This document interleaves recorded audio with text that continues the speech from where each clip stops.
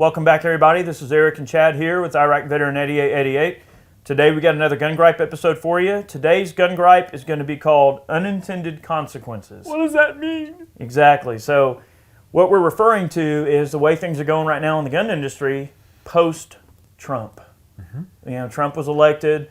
He hasn't been in office over 100 days yet, but there's been some things going on and everything, but there's really no existing fear that people are going to have their guns taken away. So all this fear buying and all this pre-gun ban talk that was going on and all this like pre-gun ban, oh, we got to hurry up and manufacture a bunch of stuff. Ramp up production. Ramp up production. So now that unintended consequence is kind of coming back to bite the gun industry just a little bit. It is. And it's turned into like a really extreme case of like buyer's market galore. Oh, it's buyer's market for sure. I mean, it's common economics. You know, there's a huge supply of like black rifles and all kinds of crazy stuff on the market. And it's like there's a little bitty demand.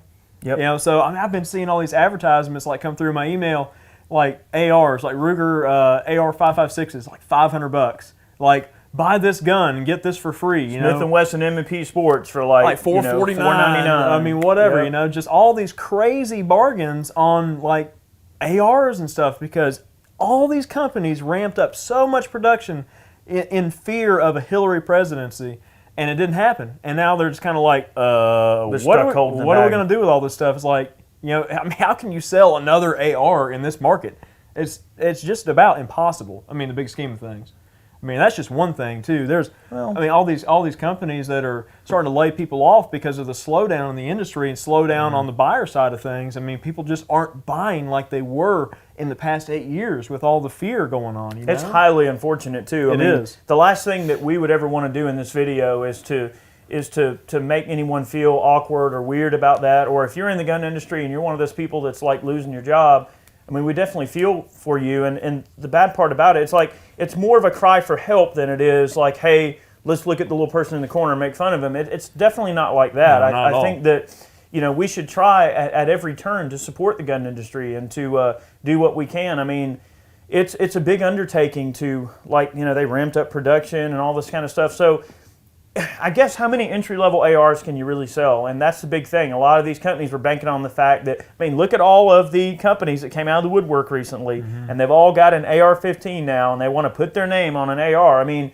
that boat left a long time ago, and it's been full, and it's got a little pinprick hole in the bottom of it, and it's been sinking for a good little while. So it's kind of a bad time to want to, you know, jump in that boat at the moment. So some companies got in a little bit too late, a little bit too deep, and they're probably feeling the pain right now. And it's highly unfortunate because innovation and the way innovation gets driven in the market is through competition. It is. Competition makes innovation.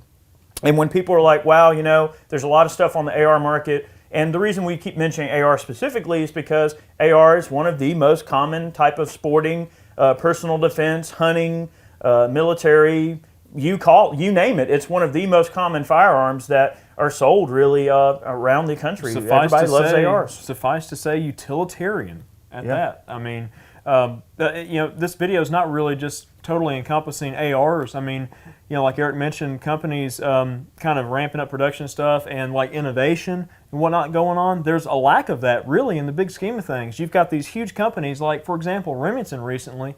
They laid off like 120 some odd employees at their New York plant. And really, Remington hasn't really done a whole lot in the past several years. It's been, you know, something that's going to make me go out and want to buy. It's something that's not going to blow my skirt up. I mean, like the recent striker fire gun they put out, what, the RP9? I mean, that thing's plagued with problems. I mean, and the R51's been a problem. I mean, all along. You know, and even like some of the bolt action guns. I mean, the quality has been really spotty ever since, you know, the whole Freedom Group thing and all that. And it's kind of like hit or miss whether or not you're going to get a good gun, and that's really hurt the reputation. You know, a lot. And I bought two 5R Remington 700s, and knock on wood, I've yet to have a problem out of either one of them. Those guns are great. That's a 5R. I mean, that's a nicer Remington. It's not an entry-level Remington. Well, I will say, now, I bought a Remington AAC SD, which was like $650. Granted, like half the cost of a 5R. Yeah, it came in. It's just basic steel construction, like a Parkerized type finish or whatever the case is. It's got a Hogue overmold stock, and I've been kind of constantly improving it, adding like a chassis system and rings and bases and the whole 9 yards, doing accuracy testing. Tell them about the locking lugs. Yeah, I noticed like early on it was shooting really good, and then it started like opening up and doing some crazy things. And I was like, well, you know what? I was having some extraction problems with the style of extractor that Remington uses. And I was like, forget it, I'm just going to buy a PT&G bolt and have Ray ream it out and everything for me. Well, come to find out, the thing is only contacting on one locking lug. So the bolt is only making contact on one locking lug, and that basically means that the receiver is nowhere near square, but it's within the tolerance that Remington allows in that particular model.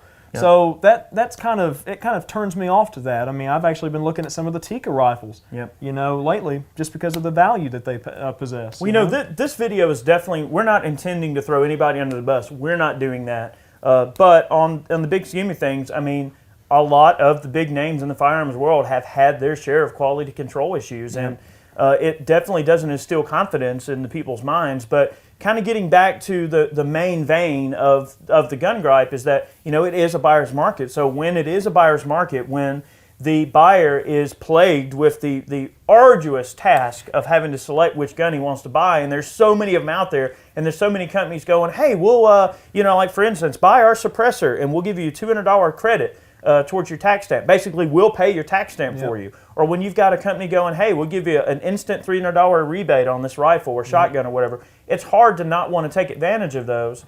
So it really is it's slippery. It is an unintended consequence. It is. I mean, if you want to talk about suppressors and unintended consequences, and HPA, that's something we need to talk about. We can talk about the Hearing Protection Act. So, there was this big push by a large suppressor manufacturer, Silencer Co., and basically saying, hey, the HPA is a done deal. Hey, suppressors are going to come off the registry. You're going to be able to buy them over the counter. And they ramped up, their employees, and they ramped up production the whole 9 yards. And they kind of had an unintended consequence in that people stopped buying suppressors. Right. So right now, suppressor sales have slowed down so much. And like these sales that Eric's talking about, there's companies that are offering like, hey, buy this suppressor, get this one for $100. Or like a $200, pre-HPA tax credit or whatever toward the purchase of other accessories that you might need for that particular can. That's right. I mean, it's just crazy, the deals and stuff that are coming down the pipeline, and they're only going to get better. This really is, I mean, we can't say it enough, this is a buyer's market. If you were ever in, the market for a firearm, past, present, future, now is going to be some of the best time to buy ever, especially probably in the next year or two. It really is horrible to think about in the big. I mean, it's great if you're trying to buy, especially like right now is the perfect time to be a first-time gun owner. Oh, good God, yeah. If you're just getting into the 2A community and you're wanting to be a gun owner, like now, there's never been a better time to be a gun owner than it is now. I mean, it really is. It's like, I don't know any other way to put it, like a renaissance of gun ownership. How frustrating is it, like if you're turning 18 or whatever the case is, you could buy your first long gun, you've been saving up for an AR-15, and you go to buy one, and there's this big panic buy going on, and there's not a black rifle to be found anywhere, and you're just like disenfranchised because now the prices are 3 times what they should be. That's right. That kind of puts a bad taste in your mouth, and it could turn people off to owning firearms at that rate. But like going back to the HPA real quick, sure. If you don't go out and buy suppressors, guys, the HPA is not going to be a thing. And for folks that have like stamps already in the fold and they're in the waiting period for that, the queue with the ATF, the lack of suppressor sales going on month after month after month is going to decrease that wait time for people that are actually still buying suppressors. And people should still be buying suppressors. If you don't show that demand for those items, then the HPA most likely won't become a thing. And it's not just going to happen overnight. It takes legwork and whatnot, too. I'm going to play devil's advocate here just a little bit about HPA. Well, and I had something to say about it, too. There's a couple of things going on with HPA where there's some writing on the wall where some people think that it may not go anywhere due to how it's written. Yep. Not to say it's a poorly written bill. We've all done our part to try to get everybody to push it and to call all of the representatives and make sure they know that they support HPA.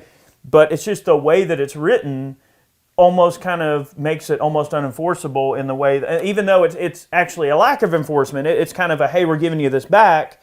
It's not quite that stark because of the way it's written. It actually has some things in it that are a little bit questionable that might not even make it a thing. Like someone's going to get a hold of it and go, oh, well, this and this, and it's going to end up on the chopping room floor. Bills can always be, edited, amended, and whatnot on the Senate floor and the House floor. While it's still there, yeah. I mean, it goes from one house to the other, and it gets revised, and then there's some language I need to clarify. Yeah, but for sure. It's one of those things. If we want to see suppressors off the registry and be able to be purchased just over the counter, then this is something that you guys need to support. And the best way to do that is actually, not holding off on that suppressor purchase that you were thinking about. Even if you buy a 22 can, buy the cheapest can you can. Get a little 22 can. And guys, remember too, just like we've talked about, deals.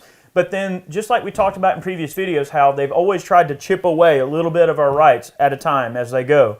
Mm-hmm. This is no different. Like, we are actually getting those little bit of chips like glued back onto the block a little bit, okay? We might actually be able to get something back. So we're at a point now where we can push back. And I say the word we, I mean all of us. You, if you're watching this video, when I say we, I mean all of us. Let's just clarify. Yeah, I mean, I'm clarifying here.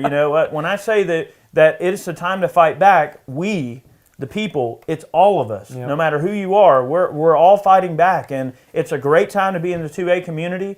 And, there are a lot of unintended consequences, again, that come along to it. Now, here's the other end of the spectrum, is that there's probably certain entities within the gun industry that are hurting a little bit, like gun companies might be hurting in some cases, depending on what they make, or, suppressor companies might be feeling this thing a little bit because they might have amped up production for a huge boom in sales that they're just not seeing. But then also, the other end of that coin is accessories and optics are killing it right now. Oh, yeah. So these guys that bought all these, $500 ARs back during the panic, they guess what? They got to have optics. They got to have rails. They have to have triggers. They have to have stocks. They have to have all of this stuff. They have to buy magazines. They have to buy ammo. So companies like Magpul are probably killing it. Well, they likely are. I mean, accessories are always a big thing when it's kind of a slow market anyways, because people are going to just piddle still. I mean, like tinkerers, like we love to tinker with stuff. An accessory like a $30 this or a $40 that or a $100 this, like something that's kind of an impulse buy, it's easy to just go, well, I don't want to buy a $1,000 gun, but you know what? I've been wanting this awesome $250 rail. Bam, let me buy that rail. And I think we're going to see a good influx of like precision guns, bolt actions, like custom builds and stuff like that. Quantity. Instead of like, focusing on what might be banned in the future, like the ARs, semi-automatics, and such as that. I think there's going to be a swing toward like the precision side of the market. I think look how well the precision rifle series is going. Everybody's wanting to, the cool thing now is to be a 1,000-yard shooter and all this stuff, and that's fine. If it gets people into guns, I don't care. If it makes you happy, you do whatever your little heart desires, you know, and that's cool. The accessory end of it is crazy. It's just awesome to see how well some of these optics manufacturers are doing. Mm-hmm. Like they're just killing it. Like Trigicon's killing it, Leupold's killing it. I mean, Vortex is killing it. All these optics manufacturers are making optics hand over fist, and everybody needs optics on their guns. I mean, everybody wants that coolest new optic and everything. And everybody's got to have their awesome Geisley trigger or their, all that. Well, accessorization is the name of the game probably nowadays. But, like, going back to, like, the innovation in the industry, you hear this a lot from, like, John over the Gun Collective. I mean, basically, innovate or die. I mean, the industry really has been quite stagnant lately as far as like really innovative guns. I mean, like at SHOT Show, you saw everything about like the Hudson H9, and I don't really know what the huge deal is. I haven't handled one, I haven't shot it yet, but I might, change my tune after handling one. But people's mentality is, like, hey, it's fresh. It's different. Like the last year in 2016, like the Cobalt Kinetic stuff. I mean, that was like something out of the blue in the AR market. It was like, whoa, that is really freaking cool. It struck a nerve. There hasn't really been anything like that. Like Colt released a little, compact 38. I mean, it's like, why not bring back the Python and the Anaconda line? I love Colt as much as the next person, and they are a great company, and I love their products. But they really need to get their heads out of the what. Consumers for years, they dropped the line, the Colt and the Anaconda, or the Python and the Anaconda line. If I was Colt, I would re-release like the 6-inch Python stainless, and I'd do like a Rick Grimes model. They would sell the crap out of that gun. But do they do it? No. Well, the problem is, would they be right in line with like Smith & Wesson pricing? Like, would a Colt... Yeah, but who cares? It's a Python. Well, it is, but if you can buy like a Smith & Wesson like 686 or 66 for like $700 or $800, and then Colt brings out a Python again, and they want like $2,500 for it, would they sell Probably, Yes. but would they sell in the amount that they really need to like maintain The Python the company? was always an upper end hand fitted gun. It was. The Python was intended to be a really nice gun. Like Colt's revolvers back in the day, they had a gun called the Trooper, which was kind of like a entry level revolver. They had a gun called the Lawman. I used to have a Mark III, which is not a bad gun at all. I mean, it's definitely not an Anaconda or a Python. Then they had the Anaconda, which is definitely not a bad gun, of course. But then the Python was cream of the crop. was their cream of the crop hand-fitted gun, and they're awesome. And you will not find a Colt revolver that is more awesome than a Python. But knowing that surely they're smart enough to go online and be like, holy crap, these Pythons are selling for stupid money. Maybe we should reintroduce it and make it just as good as it used to be, and people will buy it. I just feel like some of these people, these companies, just really don't They're out of touch. They really are out of touch. They don't have an eye on the industry and the consumers that are really fueling the market. And if you don't come out with something that's going to, really stand out to consumers and they want to go out and buy it, I mean, you can't just rest on your laurels. Like Colt lost military contracts, and they were resting on that laurel for the longest time. The M4 laurel. And that's gone, and it's like, oh crap, what are we going to do now? Oh, well, let's release this little .38 pocket pistol. That no one's going to buy. That I haven't really seen anybody that's had really too much good stuff to say about it either. Well, if I want one, I'm just going to buy an original one. Yeah, I mean, because they're a lot more common than the Python would be. They are, and they're not expensive. And they're probably better made, That's one of the things, too, is like quality. We've had a lot of guns lately that we've handled that sometimes they're a little janky. It's man, I don't know about this. I've actually become a really, really big fan of SIGs guns. Okay, yeah. And there's all this stuff that keeps rolling around. If you type in like German-made SIGs versus American-made SIGs, you're going to find these pissing matches all over the internet where people are talking about which one's better, which one's worse. And the thing is, it's like, there's some American-made SIGs that I've handled that are very, very stellar, nice guns. The Legion guns and stuff, and like the 1911, like that special edition Spartan. I mean, that's a nice dang gun. They are nice guns, but then again, when you're talking like an old school, West German police trade-in, what are the 220s? Yeah. The single stack 45s. I mean, like you find one of those now. It's kind of hard not to like a hand-fitted gun that's really nice. So me personally, I can see where me personally, that's kind of more what's up my alley. I'm not a terribly large fan of SIG. I know some guys really are. They love all of the SIGs. They like the Navy SEALs guns, like the Mark 25s and stuff. I mean, they just go apey over that. But me, East German guns, I mean, that's kind of my baby. And it depends on if you're like a hardcore collector that has to have the original, genuine issue, or if you're one of those guys that just loves the gun and just wants an American-made gun. That and they're all excellent, and any company can put out a lemon.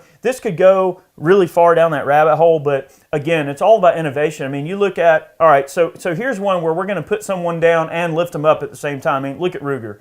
Ruger came out with the precision rifle, which, in my opinion, is one of the coolest things that a company has ever made for the money in a long time. Like, that is some next level innovation. It's got right a lot of features and a lot of quality. That is a gun that might have literally redefined a sport. Mm-hmm. Like, every now and then a gun comes along that redefines like what people think about a shooting sport. Well, yeah. And they did that. They made it affordable for somebody to get into precision rifle series. Yeah, literally for under $2,000 you could buy a Ruger Precision Rifle in like 6.5 Creedmoor, which is a caliber that ammo is very readily available for. Hornady loads it. You can buy it right on the shelf and go shoot a match. Yep. You can drop a really nice optic on there. They're great long-range optics, like especially from like Leupold, that are under $1,000 that really perform. Leupold has their new VX3i out now. Yeah, the LRP series. Long-range precision gun, which really that particular optic is kind of a mixture of a good hunting optic, and it also allows people to dabble in kind of that long-range tactical shooting as well. Now, where I'll play devil's advocate with Ruger here is that some of the early Ruger Precisions were plagued with their share of problems, and there's going to be that. But anytime, like, a good way to look at it, and maybe actually a bad way to look at it, but